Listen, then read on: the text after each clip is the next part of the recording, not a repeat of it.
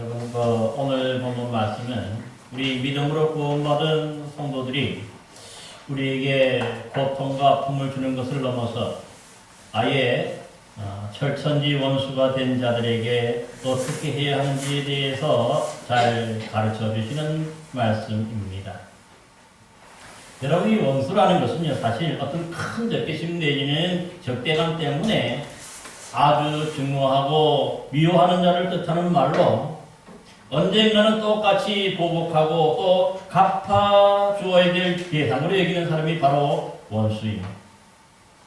그러기에 조성적부터 대대로 내려오는 그런 원수도 있고요. 또 사업을 하다가 틀어져서 생기는 그러한 원수도 있고, 또한 친하였던 친구가 배신하여서 큰 해를 입힘으로써 원수가 되기도 하는 것입니다. 심지어는 어떤 분들은 자신을 낳아주신 부모님을 원수로 여기는 분들도 있고요. 때로는 이 피를 나눈 형제 자매 간에도 원수가 된 분들도 꽤 있고, 또 사랑하고 아껴줘야 할 이런 부부 간에도 보면은 원수로 여기는 분들이 종종 있는 것을 보게 됩니다. 여러분, 그래도 우리가 이런 원수들을 부를 때에 그냥 원수라고 부르지는 않죠. 그 덧붙이는 말이 있는데 뭐냐면 철천지 원수라는 말입니다. 사실 이 철천지 원수라고 할 때는요, 하늘 끝까지 꿰뚫을 만큼 원한이 사무친다 하는 그런 뜻이 있습니다. 또는 어떤 분들은 이 원수를 불구대천지 원수라고도 부르기도 하는데요. 이 말의 뜻은 같은 하늘 아래에 살 수 없을 만큼 크게 원한이 맺힌 자를 뜻하는 그런 말입니다. 그러기에 내가 듣든지 이 원수가 듣든지 결판을 내야 되는 그런 사람을 보고 바로 뭐라고 합니까? 불구대천지 원수라고도 하는 것을 볼 수 있습니다.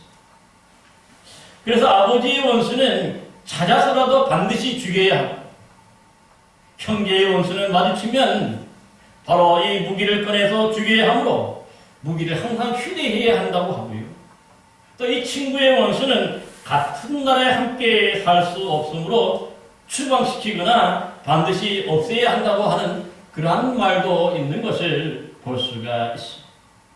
그러기에 중국에서는요, 이 원수 받는 일을 10년이 걸려도 늦지 않는다고 얘기하고, 또 30년 전에 복수라도 반드시 하지 않으면 진짜 사나이가 아니라고 할 정도로 이 복수는 반드시 해야 한다고 하는 것을 은연중에 붙이고 있는 것을 볼 수가 있습니다.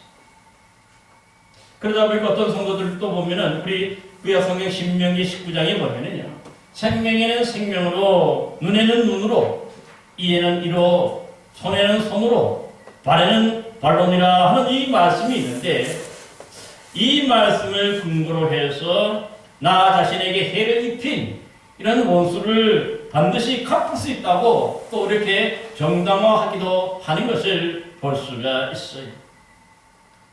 하지만 이 신명기 19장의 이 말씀은요, 사실 이 원수 갚는 것을 정당화해주는 그런 말씀이 아니라 오히려 원수를 사랑하고 배려하라는 이 좋은 뜻이 담겨져 있는 그런 말씀입니다. 여러분, 누군가가 나에게 해를 가해서 손해를 입혔을 때 대개는 나 자신이 입은 해에 몇 배라도 더 돌려주기 마련입니다. 그렇게 내가 한 대 맞으면 몇 대를 때려야 그 정상입니까? 원래는 한 대를 때려야 되는데 한 대는 절대로 안 때리죠. 몇 대를 때립니까? 10대, 20대, 100대. 아니, 그 영혼이 죽을 때까지 그렇게 때리는 경우도 볼 수가 있는 것이죠. 그러니까 한 대를 때렸다가 완전히 죽기도 하는, 죽음을 당하는 그런 일도 있는 것을 볼 수가 있어요. 그러기에 이렇게 뭔가 상대방이 완전히 보복해가지고 아주 궁풀이로 완전하게 보복을 했는데, 그러면 뭡니까? 나는 어떻게 보면 그 시간에는 시원할 수가 있어요. 통쾌할 수가 있어요. 여러분, 그렇지만 문제가 뭡니까? 나에게 이렇게 크게 보복을 당한 상대방은요, 더 큰 상처와 엄청난 손해를 입혔으므로 오히려 더 큰 철천지 원수가 되고 또한 불구대천의 그런 원수가 된다는 데 있는 것입니다. 따라서 이 성경 구절은요, 뭔가 누군가가 나에게 위해를 가해서 큰 해를 입혔을 있게 되었을 때에 먼저 재판장에게 가서 정당한 재판을 받도록 합니다. 그러면 재판관은 다른 것보다도 그 상한만큼만 상대방에게 처벌함으로 사실 우리 마음껏 분이 풀리도록 그렇게 뭡니까 갚지 못하도록 제한을 둡니다. 그래서 서로가 한 대 맞았으니까 또 한 대 또 때릴 수 있는 그런 뭡니까 그것이 바로 정당하게 이렇게 보장해 줌으로써 서로가 원수가 되지 않도록 하는 그러한 말씀인 것을 볼 수가 있는 것이죠. 여러분, 그래서 상대방이 나의 생명을 해했다면 똑같은 생명을 해하는 것이고요. 또 상대방이 나의 눈을 해하였다면 똑같이 눈만 해하면 되는 거죠. 또한 상대방이 나의 이빨을 상하게 했다면 나 또한 이빨만 상하게 하면 되는 것이고, 나의 손에는 손으로, 나의 발에는 발로만 이렇게 징계함으로써 원수가 되지 않도록 하는 것이 바로 이 신명기 19장의 말씀임을 볼 수가 있습니다. 여러분, 그러면 이런 원수 갚음에 대해서 성경 말씀에는 진정 무엇이라고 우리에게 가르쳐주고 있을까요? 여러분, 오늘 본문 17절 말씀을 보시기 바랍니다. 아무도 악을 악으로 갚지 말고 모든 사람 앞에서 선한 일을 도모하라 하였습니다. 그러니까 나에게 악을 행한 원수에게 반드시 똑같은 악으로 갚아주어야 정상인데, 성경 말씀은요 아무에게도 악을 악으로 갚지 말라고 말씀하고 있습니다. 왜 그럴까요? 사실 악을 악으로 갚으면 나도 또한 똑같이 다른 악을 행하게 됨으로써 나에게 있는 악이 점점 늘어나고 나에게 있는 악이 점점 쌓여가게 되는 것이죠. 그렇게 되다 보면은 나에게 악을 행한 원수도 심판을 받고 징벌을 받지만 나 또한 뭡니까? 나 또한 하나님의 심판의 대상이 되고 또 징벌의 대상이 되기 때문에 그러한 것입니다.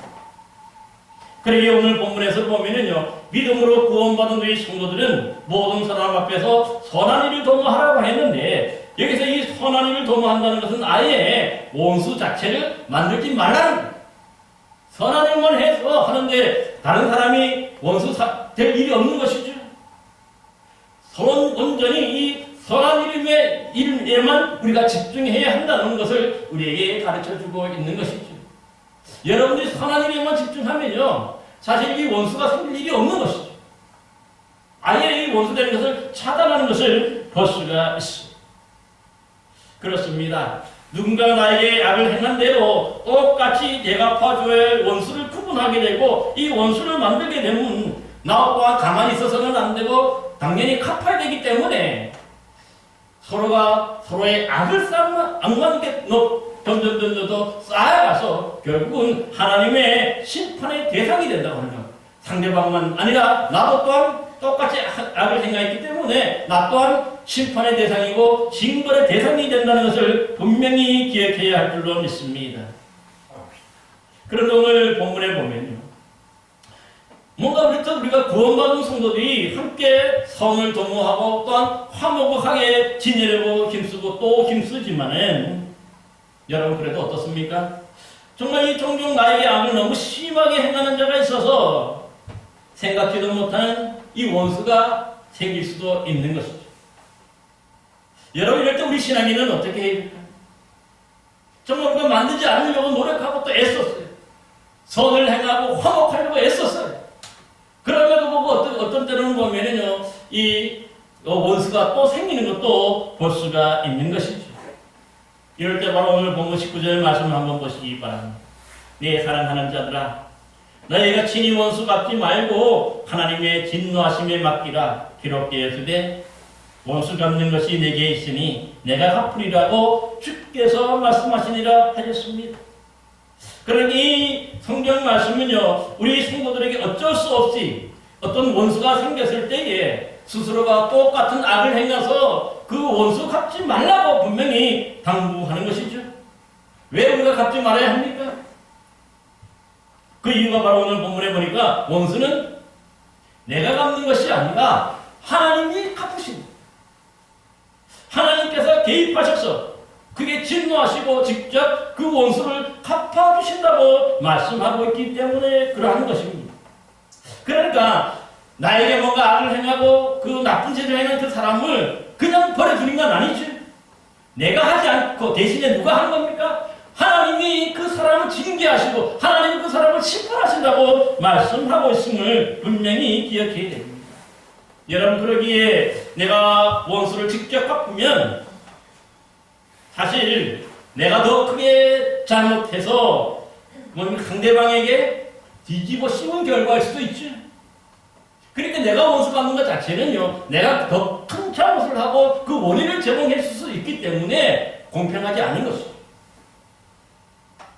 하지만 이 모든 것도 우리 하나님께 맡길 때 뭡니까? 하나님이 보실 때 진짜 공평하게 보실 수 있는 것 아니에요. 진짜 누가 잘못했는지 하나님이 보시거든요. 그래서 하나님이 그 잘못한 대로 그렇게 심판하시기 때문에 그 심판이야말로 공평한데, 내가 만약에 직접 갚아버리고 내가 만약 직접 뭡니까? 이 원수를 그 악을 악으로 갚아버리면은 나의 잘못을 뒤집어 씌우고 나의 잘못을 정당화시키기 위해서 그러는 한편일 수 있기 때문에 불공평한 것이라고 그렇게 말씀하는 겁니다. 여러분, 그러기에 만약 나에게 악을 행한 원수가 있다면요, 내가 직접 그 사람에게 뭔가 똑같은 것으로 위해를 가하고 악을 행함으로 갚음으로 하면은 나도 그 하나님의 심판의 대상이 되어서 벗어날 수가 없는 것이죠. 그러나 내가 갚지 않고 하나님이 직접 갚아주시면 어떻게 됩니까? 나는 상대방에 대해서 이 악이 쌓아지는 것이 아니죠. 악이 없어지는 거죠. 나는 악을 행하지 않을게. 내가 무죄하게 됩니다. 그래서 하나님의 심판을 면할 수가 있기 때문에 내가 원수 갚아야 되는 것은 절대 안 된다고 하는 사실. 하나님이 바로 우리의 그 모든 것을 살펴보신 하나님께서 공평하게 심판하셔서 우리의 원수를 갚아주실 때에 우리가 바로 그 하나님의 신앙인, 하나님의 백성으로서 온전히 백성답게 살게 되는 것임을 기억하시기 바랍니다. 여러분, 그러므로 원수는 내가 직접 갚는 것이 아니라 누구에게 전적으로 맡겨야 되겠습니까? 누구에게 맡겨야 됩니까? 하나님께 맡기시는 여러분 되시기를 바랍니다. 우리의 모든 것들을 눈동자처럼 지켜보시고 살펴보신 하나님, 공평하신 하나님께서 판단하셔서 심판하실 줄로 믿습니다. 우리 모두 이렇듯 원수를 내가 갚으려고 하는 것이 아니라 하나님께 맡기는 믿음의 사람들 되기를 간절히 기원합니다. 여러분, 그러면요, 우리가 이렇게 원수 갚는 건 모든 걸 다 하나님께 맡겨버리면 우리는 가만히 있으면 될까요? 우리는 원수에게 아무것도 하지 않고 그냥 가만히 있으면 될까요? 오늘 20절 말씀을 보시기 바랍니다. 우리도 할 일이 있어요. 20절 말씀에 보니까 내 원수가 줄이거든 먹이고 목마르거든 마시게 하라. 그리함으로 내가 숯불을 그 머리에 쌓아놓으리라. 악에게 지지 말고 손으로 악을 이기라. 말씀. 참으로 놀라운 말씀. 여러분, 원수에게 그저 가만히 있지만 말고 그 사람이 만약 먹을 것이 없거나 줄이거나 목말라 하면은 참 잘됐다, 고소하다, 그렇게 여기지 말고 어떻게 하라는 거예요? 그 사람을 도와주라는. 여러분, 이 말씀은요, 사실은 우리가 그 원수지만은 그 사람도 뭡니까? 우리의 이웃이죠. 이웃 사람을 그 사람에게 실천하기 위해서 그러한 것임을 볼 수가 있어요. 여러분, 그러기에 이러한 뜻에서 오늘 본문에 보니까 숯불을 그 머리에 쌓아놓으리라 말씀했는데, 이것이 무슨 뜻이냐 하면요, 참 좀 해석하기 어려울 수도 있지만은 이 말이 사용된 배경을 보면은 쉽게 이해할 수 있는 하나의 비유의 말씀입니다. 여러분, 이 말은 구약성경 잠언 25장 22절을 인용한 그대로의 말씀인데요. 옛날 이 유대인들은 요리가 끝난 후에 화덕에 불이 꺼지지 않도록 어떻게 합니까? 대개 보면은 어느 정도 불씨를 남겨놓는 거죠. 불씨를 남겨놔서 이 불씨가 있어야 다음날 그걸 통해서 또 뭡니까? 불을 붙이고 또 요리를 해먹을 수 있는 것이죠. 그런데 만약에 어떻게 하다가 이 화덕 관리를 잘못해서 그만 이 불씨를 꺼뜨렸을 경우에 어떻게 합니까? 저도 어렸을 동안 해도 이것이 이런 경험이 몇 번 있었어요. 저도 아주 강원도 시골에서 자랄 때 보면은 성냥이라든가 이것들이 이렇게 뭐 많지 않을 때, 보편화되지 않았을 때에 이 반드시 화로를 한 집에 안에 하나, 부엌에 하나, 두 개 정도 있었어요. 그래서 거기다가 뭡니까? 불씨를 거기에 남겨놓는 거죠. 그래서 아침에 새벽에 일어나서 거기에다가 그걸 중심으로 해서 다시 불을 피워서 해먹는데, 그만 어떻게 하다가 이 형수님이나 어머님이 불을 다 뭡니까? 꺼뜨려 버릴 수가 있어요. 불씨도 살아나지 않아요. 그럼 어떻게 해냅니까? 화로를 가지고 이웃집에 다녀서 그 불씨를 구해야 되는 것이죠. 마찬가지입니다.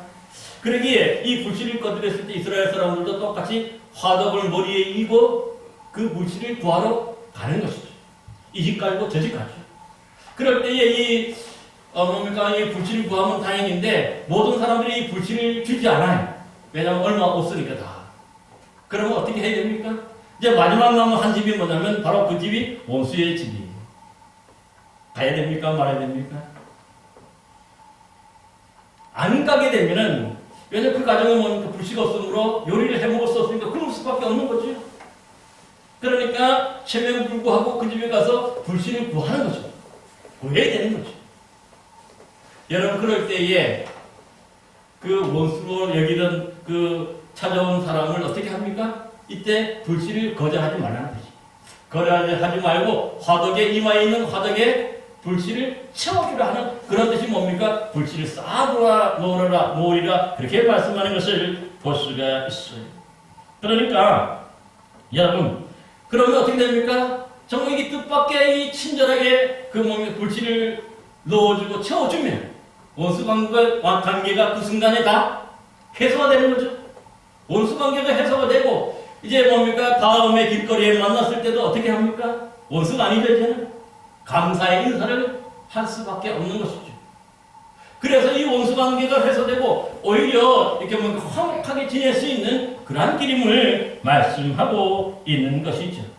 이처럼 상대방이 이 원수가 어려움을 당했을 때에 그에게 이렇게 친절을 베품으로 말미암아 이 원수 관계가 해소되고 그래서 더 화목하게 되는 것을 볼 수가 있는 것이죠. 이렇게 하는 것이 뭡니까? 바로 하나님 나라에 쌓아두는 상급이 된다는 것입니다. 그래서 악을 갚지 않고 선으로 악을 이기게 되는 것임을 분명하게 말씀하고 있는 것이죠. 여러분, 구약 성경에 우리가 잘 아는 창세기에 기록된 이 요셉의 이야기를 아실 줄로 믿습니다. 원래 이 요셉은 야곱의 11번째 아들로 사실 다른 형제들보다 아버지의 사랑을 차지하였던 그런 아들이었기 때문에 그 형제들의 미움을 받고 시기의 대상이 되었죠. 어느 날 형제들이 양을 치던 곳으로 이 요셉이 아버지의 심부름을 가게 됐는데, 그러자 이 요셉을 미워하고 시기했던 형제들이 잡아다가 어떻게 합니까? 죽이려고. 그렇지만 이 루벤이 큰 아들이 말면서 물 없는 부담에게 던져 넣어 버렸어요. 그래서 또 이게 죽이려고 하다가 아무나 그냥 우리가 형제인데 죽이지는 말고 우리가 팔아버리자 그래가지고 이 미디안 상인에게 팔아버렸죠. 그래서 애굽으로 가게 되고 애굽의 이 보디발의 집에 노예로 팔려가게 돼서 거기서 아주 생고생을 하는 것을 볼 수가 있습니다. 하지만 여러분, 그 감옥에 갇혔던 이 요셉이 거기서 술 맡은 관원장의 꿈을 해몽함으로 말미암아 그것이 계기가 되어서 애굽 바로 왕의 꿈도 해몽을 하게 되지요. 그래서 순간에 이 하나님의 지혜를 받은 사람이라고 여겨서 바로 애굽의 총리로 이렇게 세워지는 것을 볼 수가 있습니다. 그래서 이때 이 애굽 바로 왕은 꿈을 두 가지가 꾸게 됐는데 바로 뭡니까? 7년 풍년과 또 7년 흉년에 아주 그런 꿈을 꾸게 되는데, 그래서 이 요셉이 총리가 되어서 이 흉년 때 허비하지 않고 잘 식량을 쌓아뒀죠. 창고를 많이 만들어서. 그래서 이 흉년을 대비했죠. 근데 어느 날 이 양식이 넉넉하게 있는 애굽으로 바로 양식을 구하러 와서 총리였던 요셉에게 절하고 또 머리를 조아리는 자가 있었는데 바로 누굴까요? 바로 자신의 형제들이었어요. 그러니까 원수로 여기는 그런 형제들임에도 불구하고 그러니까 이제 뭡니까? 그러니까 이 요셉은 이제 꿈대로 이루어졌고요. 더불어서 뭡니까? 원수를 갚을 수 있는 저의 기회가 된 거죠. 직접 찾아왔습니다. 그러니까 이 요셉의 형제들이 자신을 알아본 요셉을 보고 두려워하였다. 하지만 이때 요셉은 어떻게 합니까? 나는 당신들이 애굽에 팔아버린 아우 요셉이라 팔아버렸다는 분명히 기억하고 있는 거죠. 당신들이 나를 이곳에 팔았다고 해서 근심하지 마소서, 한탄하지 마소서. 하나님이 생명을 구원하시려고 나를 당신들보다 먼저 보내셨나이다. 위로하는 거예요. 두려워하고 떠는 그 형제들을 위로하고 격려하는 거죠. 더 나아가서 그러면서 이 요셉은 이 애굽에서 가장 살기 좋은 이 고센 땅에 그 살 수 있도록 배려도 하는 것을 볼 수가 있습니다. 그러니까 요셉은 원수를 스스로 갚은 건 아니죠. 누가 대신 하나님께 맡기고 요셉은 어떻게 합니까? 자기 집에 찾아온 그 형제들 원수들을 어떻게 합니까? 위로하고 격려하고 오히려 더 좋은 선을 베푸는 것을 볼 수가 있습니다. 그래서 이 원수 관계가 해소가 되고 그 가족이 이제 화목하게 되는 것을 볼 수가 있는 것이죠. 바로 선으로 악을 이긴 것이죠. 여러분, 한국에서 어떤 사업하던 사업가가 사업차 미국 뉴욕에 출장을 갔다가 그때 갑자기 고등학교 2학년에 다니던 아들이 그 3학년생으로부터 심하게 폭행을 당해서 죽었다 하는 그런 소식을 접합니다. 처음에는 이 금지 5교업으로 키운 아들을 심한 폭행으로 죽인 이 학생과 그의 부모자들 또 이 그 관계자들 가만두지 않겠다고 이 복수를 다집니다. 막 속에서 끓어오르는 거죠. 그래서 모든 일정을 취소하고 굳고 귀국하게 되었는데 이 돌아오는 비행기 안에서 그 끓어오르는 마음을 진정시키기 위해서 그래도 하나님께 기도했어요. 그러자 그 가운데서 용서하라 용서하라는 그런 음성이 자꾸 들려오는 거예요. 결국 귀국 후에 아이의 장례를 먼저 지내고 나서 다음날 경찰서에 가서 자신의 아들을 죽인 그 피의자를 관대하게 처리해달라는 관원서를 제출했고요. 또 그때 모아진 부의금으로 아들의 이름으로 아들이 다니던 학교에 장학금으로 이렇게 지급했습니다. 기탁했습니다. 결국 이 아이를 죽인 학생은 자신의 원수로 여기지 않고 오히려 불쌍히 여기고 긍휼히 여기는 마음으로 오늘 말씀처럼 선을 행하는 것에 집중함으로 선으로 악을 이기게 되었던 것입니다. 사랑하는 성도 여러분, 우리들도 내가 직접 또 다른 악을 행함으로 원수 갚지 말고 원수 갚는 것은 온전히 우리 하나님께 맡기고 오히려 더 대접하고 또 그래서 선으로 악을 이길 수 있는 저와 여러분들 참된 신앙인들이 되시기를 간절히 기원합니다. 기도하겠습니다.